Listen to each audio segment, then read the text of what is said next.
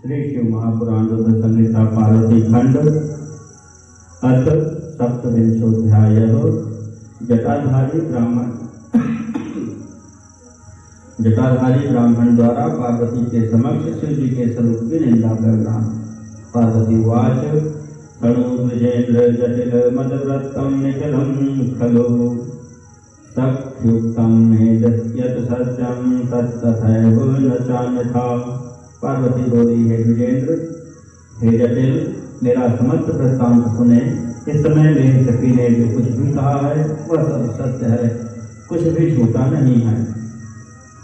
मनसा वचसा साक्षात् कर्मणा प्रतिभावतः सत्यं प्रतिमिनो सत्यं व्रतो वैव शंकरो मया जानामि दुर्लभं वस्तु कथं प्राप्तं मया भवेत् तथापि मन औत्सुक्यात् तप्यते तपो मया। मैंने मन, वचन एवं कर्म से शंकर जी का ही प्रतिभाव से वर्णन किया है। यह बात मैं सत्य कहती हूँ, असत्य नहीं। मैं जानती हूँ कि दुर्लभ वस्तु मुझे कैसे प्राप्त हो सकती है, फिर भी मन की उत्सुकतावश मैं इस समय तप कर रही हूँ। ब्रह्मोवाच इत्युक्त्वा वचनं तस्मै स्थिता सा गिरिजा तदा उवाच ब्राह्मणस्तत्र तच्छ्रुत्वा पार्वती वचः। ब्रह्मा जी बोले, इस प्रकार उस ब्रह्मचारी से कहकर गिरिजा चुप हो गई। तब वे ब्राह्मण पार्वती की बात सुनकर कहने लगे। ब्राह्मण उवाच तावत् काल पर्यन्तं ममेच्छा मैथिलभूत किं वस्तु कांक्षति देवी कुरुते सुमहत्तपः। ब्राह्मण बोले, अभी तक मुझे यह बड़ी इच्छा थी कि यह देवी किस वस्तु को प्राप्त करने के लिए अत्यंत कठिन तप कर रही है।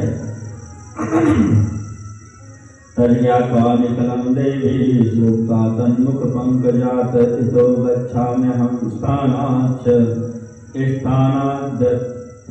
शशि तथा कुरु। हे देवी, तुम्हारे मुखकमल से सारी बातें सुनकर और उसे जानकर अब मैं यहाँ से जाना चाहता हूँ। अब तुम जैसा चाहती हो वैसा ही करो। न कथ्यते त्वया मह्यं मित्रत्वं निष्फलं भवेत् यथा कार्यं तथा भावी कथनीयं सुखेन च। यदि तुम मुझसे इन बातों को न कहती तो मित्रता व्यर्थ हो जाती। कार्य तो होनहार के अनुसार होता है, इसलिए सुखपूर्वक उसे कहना चाहिए। ब्रह्मवाच इत्युक्त्वा वचनं तस्य यावत् गन्तुमियेत् सः तावत् पार्वती देवी प्रणम्योवाच तं द्विजम्। ब्रह्मा जी बोले, हे नारद, इस प्रकार कहकर जब ही उस ब्राह्मण ने जाने की इच्छा की तभी पार्वती देवी प्रणाम करके उन दृश्य कहने लगी। पार्वती उवाच किं गमिष्यति विप्रेन्द्र स्थितो भवहितं वद इत्युक्ते च तया तत्र स्थितोवाच सदण्डधृक्। पार्वती बोली, हे विप्रेन्द्र, आप क्यों जा रहे हैं? ठहरिए और मेरे हित की बात करिए। उनके ऐसा कहने पर वे दंडधारी रुककर कहने लगे। विद्वाच यदि श्रोतुमना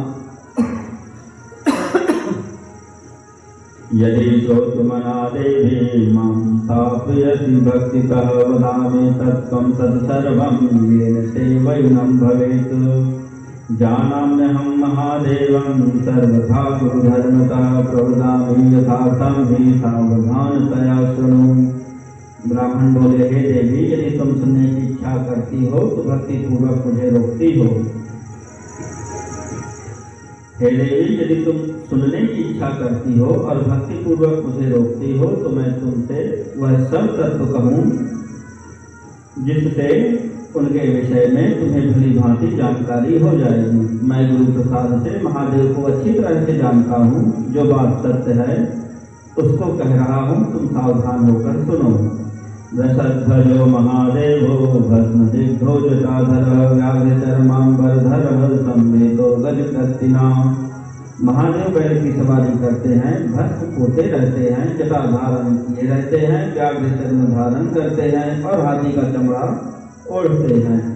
कपालधारी सर्पभयः सर्वगात्रे सुवेष्टितः विषदिग्धो विषदिग्धो भक्षो विरूपाक्षो विभीषणः। वे कपाल धारण करते हैं तथा संपूर्ण शरीर में सांप लपेटे रहते हैं। वे विष पीने वाले, अभक्ष का भक्षण करने वाले, विरूपाक्ष और महाभयंकर हैं। अव्यक्त जन्मा सततं ग्रह भोग विवर्जितः दिगंबरो दशभुजो भूत प्रेतान्वितः सदा। उनके जन्म का किसी को पता नहीं है और वे गृहस्थोचित भोग से सर्वथा रहित हैं। वे दिगंबर, 10 भुजा वाले तथा भूत प्रेतों के साथ निवास करते हैं। केन वा कारणेन त्वं संभर्तारं समीहते त्वं ज्ञानं ते गतं देहि तद्ददात्य विचारतः। पूर्वं श्रुतं मया चैव गतं तस्य भयङ्करं श्रुते निगताम्यस्य यदि ते श्रवणे रुचिः। हे देवी, तुम किस कारण से उन्हें पाना अपना पति बनाना चाहती हो? तुम्हारा ज्ञान कहाँ खो गया है? इसे विचार कर मुझसे इस समय कहो। मैं पूर्व समय में भी उनका भयंकर चरित्र सुना है। यदि तुम्हें उसे सुनने की इच्छा हो तो मैं कह रहा हूँ, उसे सुनो।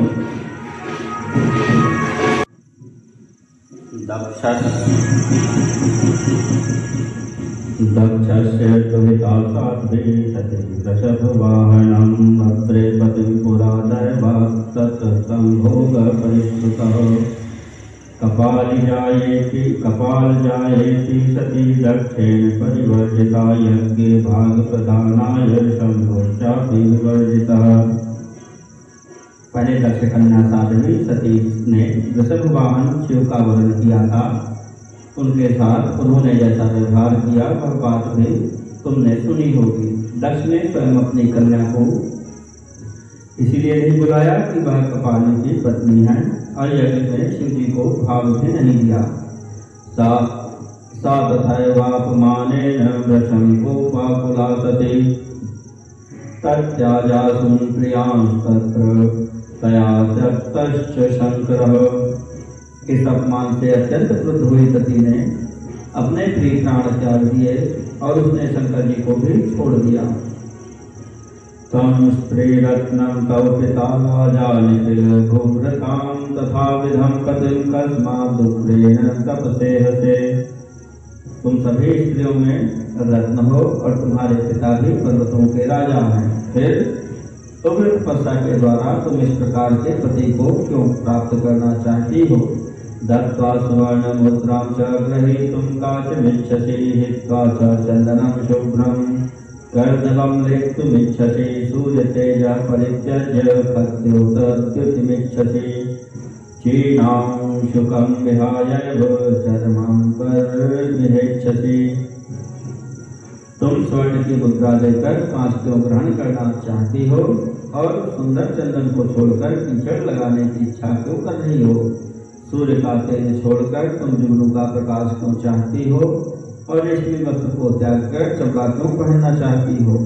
ग्रहवासं परित्यज्य वनवासं समीहसे लोभमिच्छसि देवेशी त्यक्त्वा बुद्धिमुत्तमम्। इंद्रादिलोकपालांश हित्वा शिवं मनुव्रता नैतत् सुप्तं हि लोकेषु विरुद्धं दृश्यते धुना। घर में रहना छोड़कर वन में रहना चाहती हो और हे देवेशी उत्तम खजाने को छोड़कर लोहे की इच्छा करती हो। जो तुम इंद्रादि लोकपालों को छोड़कर शिव में अनुरक्त हुई हो, यह तो उचित नहीं है और यह लोक के सर्वथा विरुद्ध दिखाई पड़ता है। क्व त्वं कमलपत्राक्षी क्वासौ वैद्यविलोचनः शशांकवदना त्वं च पंचवक्त्रः शिवैः स्मृतः। कहाँ तुम कमल के समान विशाल नेत्र वाली हो और कहाँ वे भयंकर तीन नेत्र वाले हैं। तुम चंद्रमा के समान मुख वाली हो तथा वे शिव 5 मुख वाले कहे गए हैं। वेणी शिरसि ते दिव्या सर्पिणीव विभासिता जता दूतं शिवस्यैव प्रसिद्धं परिचक्षते। तुम्हारे सिर पर सर्पिणी के समान वेणी सुशोभित है और शिव का जटाजूट तो प्रसिद्ध ही है। चंदनं च त्वदीयांगे चिता भस्म शिवस्य च क्व दुकूलं त्वदीयं वै शांकरं क्व गजाजिनं क्व भूषणानि दिव्यानि क्व सर्पाः शंकरस्य च क्व चरा देवताः सर्वाः क्व च भूत परिप्रियः। तुम्हारे शरीर में चंदन का लेप और शिव के शरीर में चिता का भस्म लगा रहता है। कहाँ तुम्हारा दुकूल और कहाँ शंकर का गज चर्म, कहाँ तुम्हारे दिव्य आभूषण और कहाँ शंकर के सर्प, कहाँ सभी देवता तुम्हारे सेवक और कहाँ भूतों तथा बलि को प्रिय समझने वाला वह शिव। क्वा वा मृदंगवादश्च क्व च तुट्टड्डं मरुस्तथा क्व च भेदिकपालश्च क्व च शृङ्गर्वो शुभः क्व च ढक्कामयः शब्दो गलनादः क्व चाशुभः भवत्या शिवस्यैव न युक्तं रूपमुत्तमम्। कहाँ तुम्हें सुख देने वाला मृदंग वाद्य और कहाँ डमरू, कहाँ तुम्हारी भेड़ी की ध्वनि और कहाँ उनका अशुभदायक श्रृंगी का शब्द, कहाँ तुम्हारा ढक्का नामक बाजे का शब्द और उनका अशुभ गले का शब्द। तुम्हारा रूप उत्तम है और शिव का रूप नहीं है। यदि द्रव्यं भवेत् तस्य कथं स्यात् दिगंबरः वाहनं च बलिवर्धः सामग्री कापि तस्य न। वरेषु ये गुणाः प्रोक्ता राजेनां सुखदायकाः तन्मध्ये हि विरूपाक्षे एकोऽपि न गुणः स्मृतः। यदि उनके पास द्रव्य होता तो वे दिगंबर कैसे होते। उनका वाहन भी बैल है तथा उनके पास और कोई सामग्री भी नहीं है। स्त्रियों को सुख देने वाले जो गुण वरों में बताए गए हैं उनमें से एक भी गुण विरूपाक्ष शिव में नहीं कहा गया है। तवापि कामोदयितो दग्धस्तेन हरेण च अनादरस्तदा दृष्टो हित्वा त्वामन्यतो गतः। उन्होंने तुम्हारे अत्यंत प्रिय कामदेव को भी भस्म कर दिया। उस समय तुमने अपना अनादर भी देख लिया कि वे तुम्हें छोड़कर अन्यत्र चले गए। जातेन दृश्यते तस्य विद्या ज्ञानं तथैव च सहायाश पिशाचा हि विषम कंठे दृश्यते।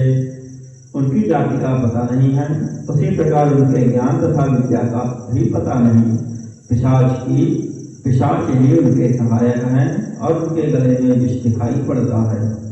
एकाकी च सदा नित्यं विरागी च विशेषतः तस्मात् त्वं हि हरेणैव मनोयोक्तुं न चाहसि। वे विशेष रूप से विरक्त हैं इसलिए अकेले रहते हैं, अतः तुम शंकर के साथ अपना मन मत जोड़ो।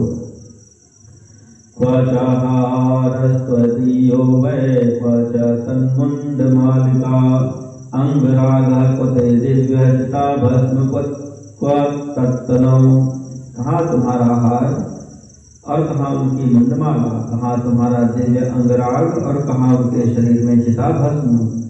सर्वं विरुद्धं रूपादि तव देवी हरस्य च मह्यं च न रोचते यत्तद्यच्छसि तथा कुरु। हे देवी, तुम्हारा और शंकर का रूप आदि सब कुछ एक दूसरे के विपरीत है, मुझे तो यह अच्छा नहीं लगता। अब तुम जैसा चाहती हो वैसा करो। असत् वस्तु यत्किंचित् तत्सर्वं स्वयमीहते नवर्तये मनस्तस्मान्नो चेदिच्छसि तत्कुरु।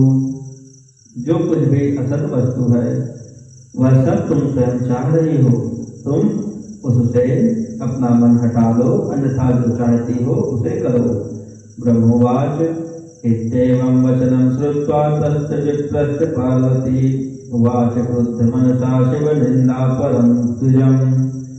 ब्रह्मा जी बोले, उस ब्राह्मण के इस प्रकार के वचन सुनकर पार्वती कुपित मन से उन शिव निंदक ब्राह्मण से कहने लगी। इति श्री शिव महापुराणे द्वितीयायां रुद्र संहितायां तृतीये पार्वती खंडे ब्रह्मचारी प्रतारण वाक्यवर्णनम नाम 27वाध्यायः।